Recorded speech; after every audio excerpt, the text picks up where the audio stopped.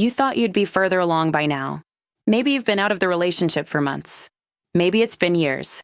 And there are days when you genuinely feel like yourself again. Days when you laugh without it catching in your throat. Days when you go hours without thinking about him at all. And then there are days like today, where it feels like you're right back at the beginning, where the progress you made feels invisible, where some part of you quietly wonders if you're ever actually going to be okay, if this is just who you are now, if the person you were before him is gone for good. And underneath all of it, this feeling that you should be doing better by now. I want to talk about that word, should. Should is a word that was probably very familiar in your relationship. You should be more grateful. You should be less sensitive. You should be happier. You should be different than you are. And now, even without him, you're still using it on yourself.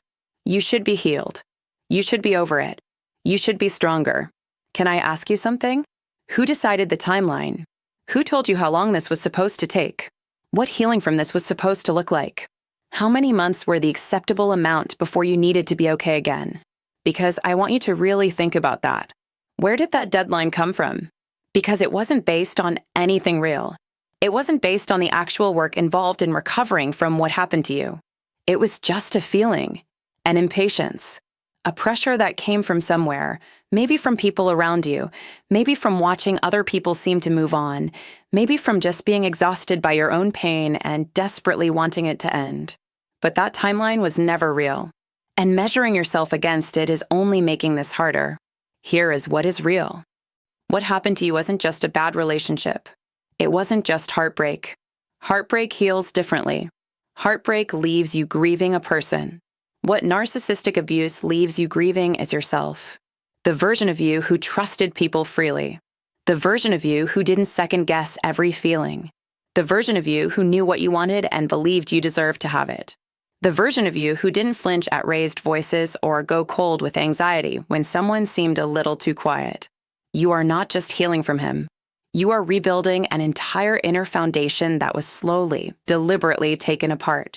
That takes time. More time than anyone tells you. More time than you think it should.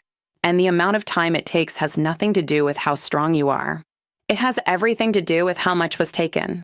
There's something else about slow healing that no one talks about. The slowness is often the sign that you're doing it right. Real healing isn't fast because real healing isn't performed. It isn't a series of milestones you check off so you can announce you're better. It's quiet. It's interior. It's made up of 1,000 small moments that don't feel like progress when they're happening.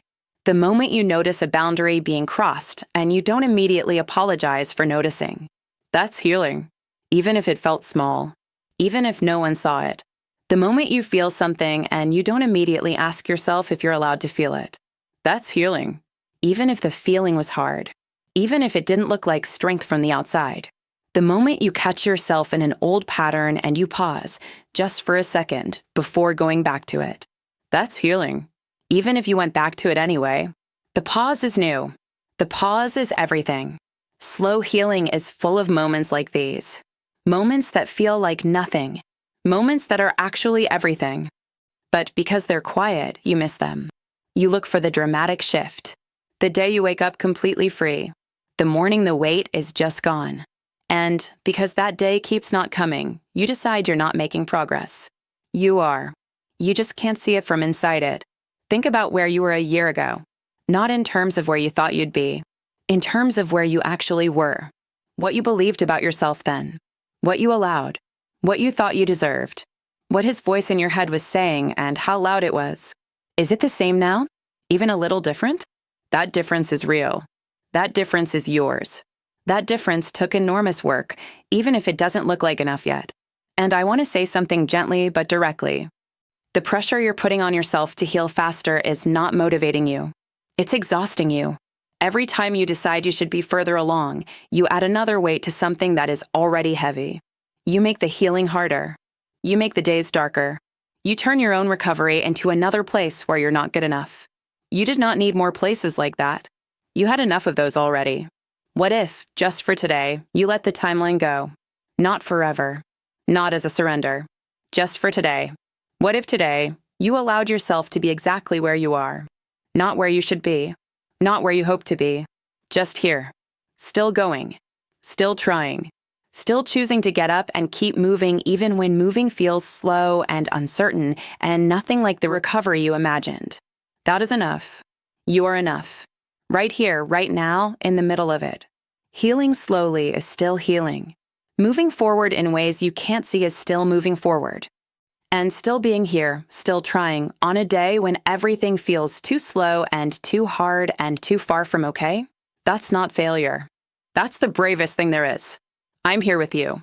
Subscribe to Stories from the Heart because healing takes as long as it takes, and you shouldn't have to wait through it alone.